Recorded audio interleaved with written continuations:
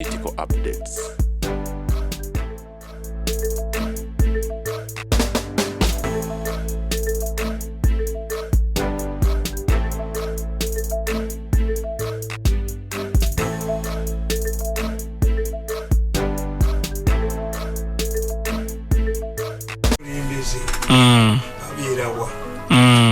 State House.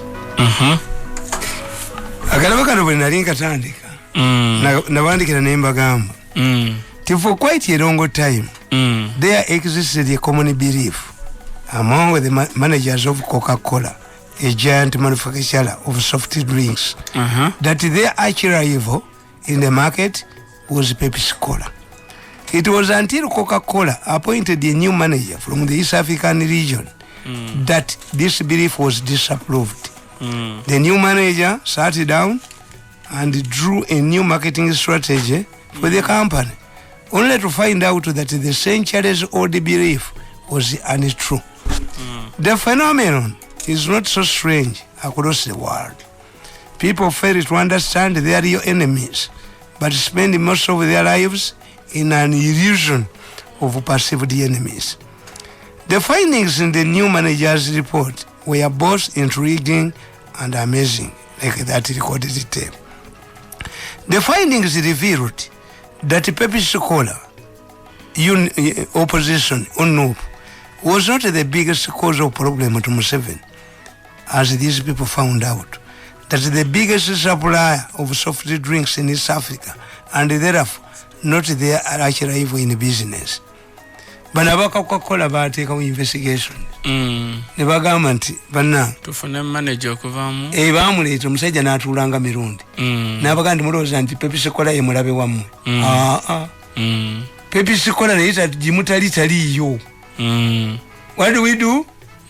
Aba Pepsi-Cola ne Coca-Cola kuleeta bino bigundi musajja va ku ssimu yange naawe. I'm recording my things. Why do you think that what you have is more important than I'm doing? Tugende maaso. Kakati manager Coca-Cola yakola ono omupya. Yakola ki? Yagamba muleete firiji ezimulabe ebweru. Tuziteeke ne mu bunyomere eyo mu nsokoso yonna tugende. Because we are spending money on Pepsi-Cola. This is what this man has said, that even if Museveni uses ISO, special forces, and Taina Chafu, kuba abalabe beti wali asobola balupa ba munju. This is what the last explanation.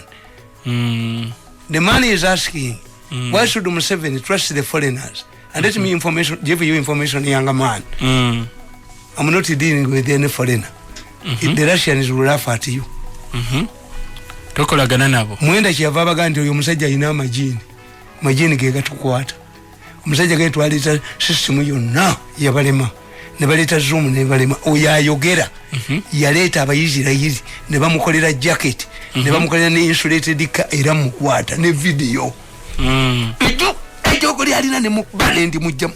Ejo gone ndi mufumula mpatanya zempale. Paka lwali nvaako okunjoga. Batali mpumula ajja kutambulirako mu kagaali k'abalemu. Kakati omwami abadde agamba nti kakati nkugamba nti nababuulira wano nti Obate perceived Museveni as his biggest challenger. He was topped by Mwanga Okero Lutwa, who was dining with him.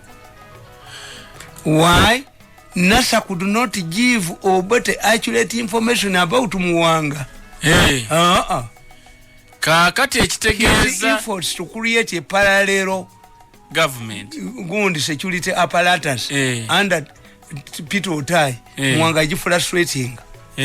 Mwanga yageranga Peter Otai ataddewo gundi ataddewo special force. Aba special force bali bekalakasa nga bayingira Kampala balaga amaanyi okuva ebbombo. Mwanga yalagira lijula ame ne bakuba mwafaamu asatu. Fetwali tukanti abayekera bayingidde. Simisa apola achaka n'agenda je ebyokulwanyisa embuya. Simisa apono chake yali ame chief of staff. Bamukuba empale ne bajimujjamu abacholi. nze we nategeera nti government y'Obote egudde nalaba Kasendo Adumbe yali akulira Yesu ngali waffe kyotera anywa mwenge ataddeko emigugu ku motoka yayingira Tanzania ngibula 2 weeks nimanye nese kuba ali yadi toki tusalinga bamugaye nti aje ku military gundi kakati nkugamba much like many African leaders in 67 Obote perceived the kings as enemies of his government, abolished the kingdoms and later installed a de facto single party state. Obote failed to understand that the kingdoms were feudalistic by nature, but cherished by the majority of the population in those areas. He once remarked that once a feudalistic society is pregnant with modernization, the midwife to assist is during delivery is a gun. If Obote had allowed the other kingdoms to survive on the demise of Buganda kingdom, his decision would have been adversely affected. The people in those kingdoms, Obote wanted to take advantage of the rivalry between Saido Ademotesa and the Bunyoro king and his brother Prince Mawanda Chwa. Byali tebikola. Amini ye yamujjako. Amini owe bwe yekuliza yennyini. The British recommended that Amini wouldn't be in the army. Obote nalowooza nti gwakola ki? Gwayagala like this man who thinks that Museveni that he should use the security apparatus which cannot report him to his father-in-law. Mujisule tujja kumulabako nga dduka bwali baba wenye Kampala alifundanga la toilet. Mimi zenfiirwaki. You cannot kill me. You kill me every maggot which comes out of me, your family member will pay. Sokoli. Nemo mutu tunulia mutu itaba kuzenya naka surviving bimeka. Agati nkugamba. Ti Amini himself was preoccupied with the return of Obote. His host, the then president of Tanzania, Mwalimu Julius Nyerere. In fact, Obote and Nyerere were not the real enemies of Idi Amin. Bani abalabe ba Idi Amin. However much you want to link ADF to NUP, to Bobby Wine, is not connected at all. Babo simanya bagamba nti yasse ngamba de t-shirt ya people power simanya nateka wali eri ekintu abatema abantu bijambi yabagala compensation batememu abantu pipeline mwegenda okuyita then nupu teyina mukyapa nupu tebiri mu bi dwachi basika nupu n'abajingiza mu bi tabangege kino omulalo tabangege kana kabinjo kana akababuli wamu ekabirimu nkugamba Amini had been propelled into power by the Israelis and the British. However, it was revealed that during the bloody coup that brought Amin, massive human rights abuses were committed, unable, despite the support from the British. Kakati nkupodia negamba, nti Amini na ye yalowoozanga nti Obote abatanga abantu. Do you know that Amin put up in 75 a commission to investigate who was killing people in Uganda. Amin yagamba tugamba nti basirikale ba Amin be batta. Amin anti ngabamanyi yenga waliza Nyerere. Amin yagamba bene kiwanuka ni Kinyata yakubira Amin yesimu. Don't kill that man. Amin namugamba I'm ready not to kill him, but let him implicate the Tanzanians. Yamajega ngegamununudde nga Tanzania bamuwambi. Amin beni naagana. Yes, Musa. Bali bagala mukozesa biri eri kyagambe nti abatanzania bebadde bamuwambye. Kakati nze nkugamba nti ebizibu byebyo we biva eyo tepo ekulaga ebizibu ebyo. Kati lwaki history abantu bamuyigirako? Kakati ekyo kyenkubuulira nti nabagamba government kiva munda muliyo nawandika akatabo kano state house cars tibuli mukulembeze ali mu buyinza era ono nawandika ku Uganda Mafia. Right from childhood, tradition in Uganda discourages any practice that undermines anything that is helpful in life. This tradition is supported by these proverbs. Fetetuba. Nevertheless, the Ugandan Mafia does not care about the outcome of the actions. Nti banebwe tuteka bomu mu mabala, twagala kutunda buma. bwe tukuba ennyanja ntugiwamba ntutwala ennoni baleeta netteeka ne balivayisi nga lya 1923 erigana omuntu okwokya ebyennyanja abazungu be balireeta every fish you catch surrender it enakuba fresh kuba Filipino empuuta oba teyagireeta mugende mugijja oba tegyeyagijja oba carried out 2 experiments another one failed yambala saaso bali azireetedde ki eyo yafa balaba seruma twazitawa ngo obota agenze obota yaleeta empuuta era kyekigiisa empuuta yali ebyennyanja byonna n'ebimalamu kakati obote abaganda okuvuma obote ne bagituma Sabulenya yali nene nga mama obote munene obote bule ono empuuta gy'omujoogerako abantu obote yagireeta. Why don't you go where obote got it and get mulunde ezammwe kati bo baleese baagala kulya bote tebasuubula kati balinda amasomero gaddemu balyokola be sanitizer zazze ebipande babirina ambulance bazirina. Where do you find a group that exploits its own society? I know an animal, a pig, area akana kayo. Other countries, people steal from other countries to bring for their nation. Primitive capitalists stole from other countries to build Britain. The Americans bagane balwane intalo ne bakomeza America. Why don't you use those galubindis to look for? Kakati ekyo kyekyago bya nakyobe kyekyago mu State House financial control. There must be a person who delivers these CDs to the president. In the Museveni's government, you were punished to deliver information, not force obulungi eri mukamaawo. Katubakubira mulenzi gwe katukubireko mu ngalo mulenzi gwe beerawo mulenzi gobeerawo ddala omuntu omwagaliza mirembe ezengalo ntuufu omwagala nnyo kakubireko mu ngalo mulenzi gwe ezengalo nyeka neero muli kiyiwa Kampala lwajja okufuuka toilet olabe bwodduka olabe bwofuluma ekibuga. Omanya abaana babeera ku kyalo nga basaba taata waabwe afe bagaba n'ebibanja naye nga babadde batigomya ekyalo naye ate nga bali baga n'emirundi kagwere mu kabbuli haji kagwere mu kamunda nti bakuba emiga egibatta bano bamanye ensi bwe yabakyawa bano ababoogera ebyo. Do you know when you stink you don't know that you are stink. When you are insane, you don't realize that you were insane. But you people, you stink. Yes, they stink like a decomposing corpse. Why do you want to kill me? That is delivered. Not lies. Imagine. I'm not delivering lies. I'm not accused of delivering lies to the president. Your government yojijja. Akoze obulungi. Sina mukantu. Taina sasulibwa bulungi. Sina nakantu kendina. How much does Museveni give me?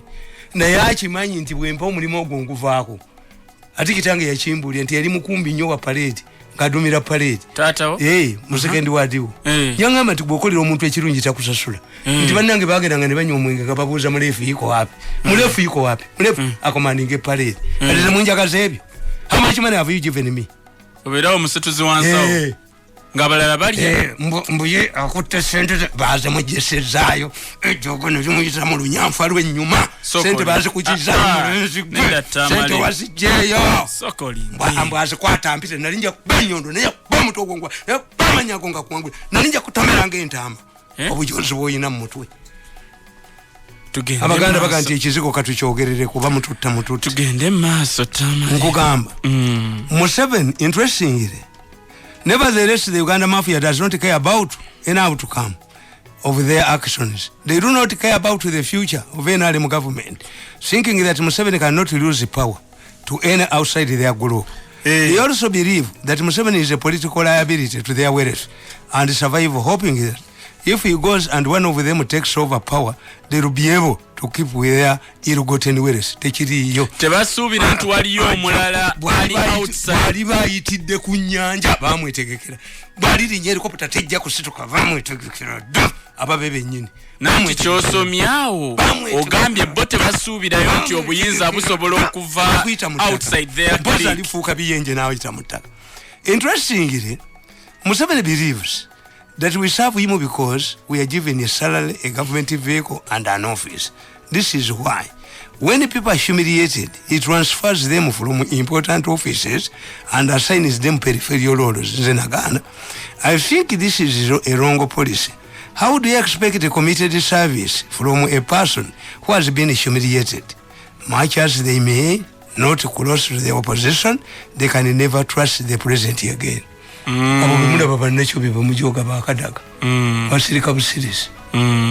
Lwakubate boogera akamayinja. A human being is a human being. You cannot tell your wife that I've now transferred you to become house girl. Mchala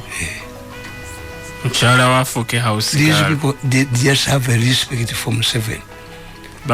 Neto lowoza nti nga wayogedde nabo. Ate bakyamwesiga. Basanyufu. Mu mitima gyabwe banyi. Yinokuvaawo. Nokwatolanya. Yinokukola ki? Who are you? Are you reorganizing your farm? This farm, this is Uganda. Obujosi buno ejjoko ly'omweri lyebajogesa buli omu. No, to turn it out. Let me give my submission on the prevailing discussion on whether the state is harassing Bobby Wine and papaling Baby Cool. Kakati nze bano bonna nalimba manyi nabagamba Bobby Wine akozeeki. Bobby Wine yabba $2 million eza dola Museveni zeyaleeta okusasanya amasanyalaze. Si yazibba Bobby Wine tulako ne kitutu yazibbanga ne bwabwe tewali mutegwa amasanyalaze. Bobby Wine yaleeta kampuni y'amasanyalaze ey'akachina akadduka nga keesize kiwi.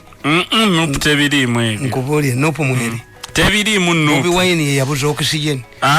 Tebiriimu Bobby Wine nopu. Ate bano bamwogera yabuza oxygen. Kibula mbasaasira. Bobby Wine yagenda najjako amasanyalaze. Bobby Wine yakwatanga eddagala lya COVID n'alibba. Bobby Wine tabiriimu. Yes. Kati Bobby Wine yakola ki? Ababibba kyoga be bali. In fact, Bobby Wine helps the mafias. Why? Because Bobby Wine is a sphinx.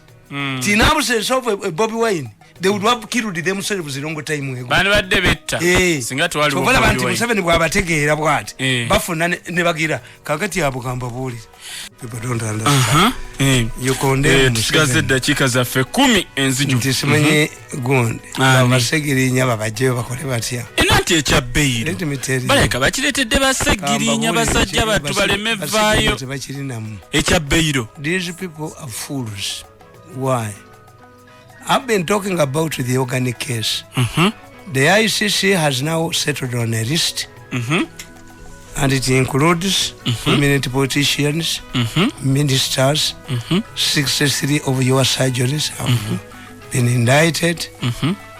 And the mistake they made, they allowed the president to give them his lawyer. President yabawa munnamateeka we. Ababali mu organic case. Karujire. I told them you were idiots. Why? Okumukkiriza. Yes. Because you don't tell it. Why didn't Museveni give them money? Behayalingire lawyer. Lawyer baba bazungu baba.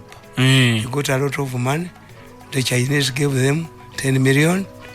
They got $10 million from Gwanga Liabawala Oman. They got money. Babazos baba deba raise $30 million. Nebazwa ba lawyer baba debazibanga nako. Tizatuukayo. Kati munnaako munaabazanyirako. N'abagamba n'afoka witness. Kati naye bamuzizzaako ku final document. Very powerful people. Kakati for me the way I look at it. Kani Museveni condone. President okuwaayo lawyer we ye kiki yali abala kubataasa. Ayagala kubasiba.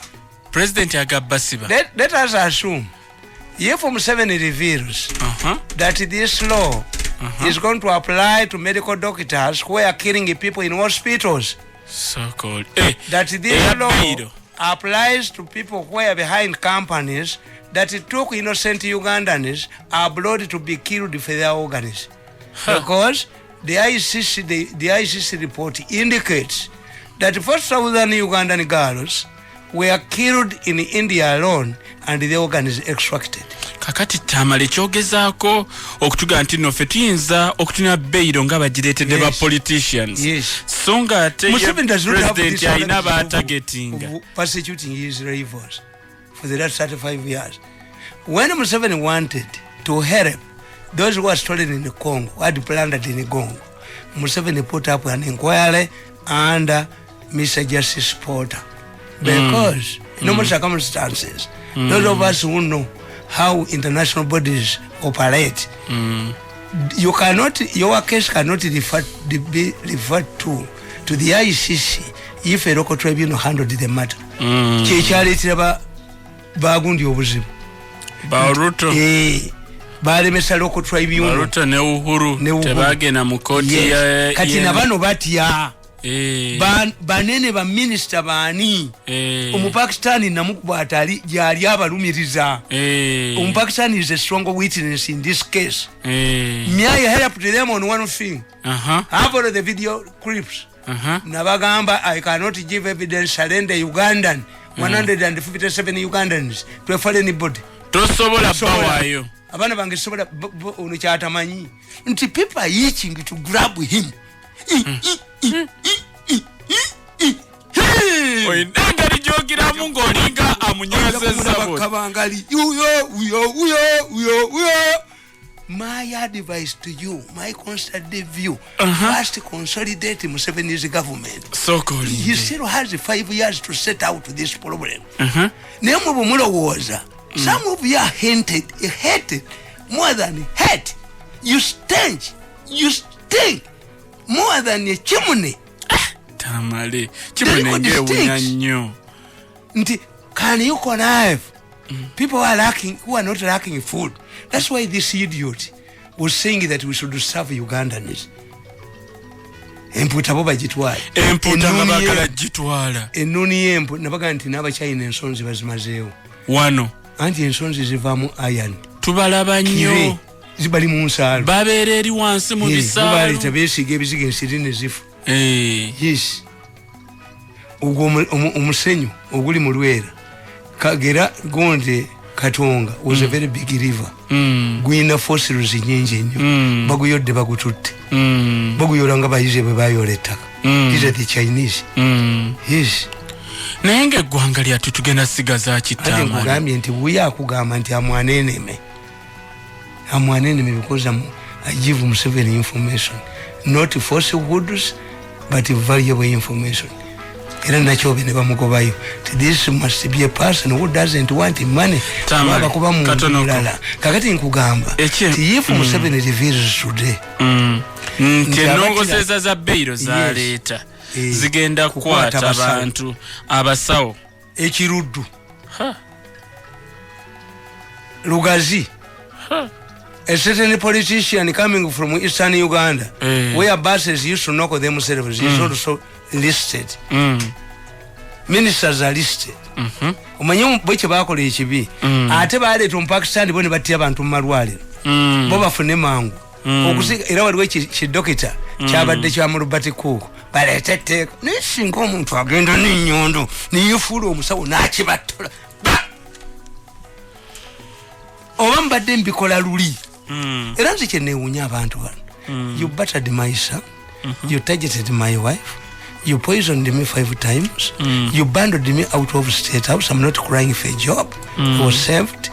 There was nothing I was getting apart from getting information. Then you think that when the president gives me money, you use it as a bait that I should come and nolingenda kukuba ennyondo mu mutwe bali kuwulidde kati zasigaddeyo sente zezo baziwadde mulala bamututte etalinya okuzijjayo yagendedde ku mpingu bazimugjeeko sente ezo bazimugjeeko zina gye ziri kati ndya n'amabanja soko lindi lyonna naye bimukuba abimanyi ebiki ebimukuba bw'atuula wansi yali akubiddwako nga bwe yali tannantabaala baali bamukubyeko bwe bati kakati olwo nze bwontabala ngenda waffe mu nsozi naye emboko z'olya let him review his past nti before I antagonize this man was I facing these challenges to the extent that he is being isolated like a rapper kakati you go ahead and kill me and see otugambye Tamale bakutambuliddeko nga bagakutta ne bamulisa mu motoka y'ottooki abasajja bambadde jaketi nzirugavu bali ku board mukomewo kubanga kana akavuyo ke bakola nyankulengedde security yo ng'ogyongeddemu nalyeko aba military n'aba poliisi lwaki ogyongeddemu nina balayizi mu gavumenti bangi people want me ate nga mu kugyongeramu kati otandise kwambala bya people power lwaki oyambala bya people power kati essaawa eno obaddenga mu bya yero musajja wa yero nnyo ekiseera faza lwalina okwambala ng'omusamize babatta basiraamu nga babatira ku road block sigira togikweka oyinza nogigaziya nemalayo ekyenyi nti kino kyali kibabu omuliro gwanjo asiika obulamu Tamale nga tusiibula songa atuuse wano if Museveni reveals nti ababadde battira abantu mu malwaliro shouldn't get bail endulu tezivuga naye what I wonder nti poliisi bwe amagye bwe galumba parliament ne gakubaba gundi went humbled herself kadaka n'agenda n'abatwalira ebimuli n'akolaki Olanya goes to visit Segirinya Olanya if I was a friend of Olanya my son likes him but if I was a friend of Olanya the best I would have done to Olanya is to assign a professor of political science to help him. Why? Yes, I know possible. Dwachi I'm telling you obuzibu ate obwaki you see there is when you express solidarity in such a cases parliament if parliament is raided I can go to visit you but if you are charged with an offense that is a capital offense that undermines parliamentary image I can't go. What I can do is to express solidarity. Katusiibule tuve wano tubeebaza betubadde nabo what I can do olwaleero expedite ng'omaliriza the court process but I cannot go even if my son is accused of rape, if my son is accused of stealing unless it is fabricated, if my son is accused of murdering a girlfriend, not see me there. Nanti MP nga bamutwala yetambuza bulungi kati ng'ebigere bivunze bamumye ebbeera omutwala mu ddwaliro omuntu afeintingira eri. Parliament would either contribute money ne bamuterayo emifaliso n'eddagala. Parliament would amend its rules.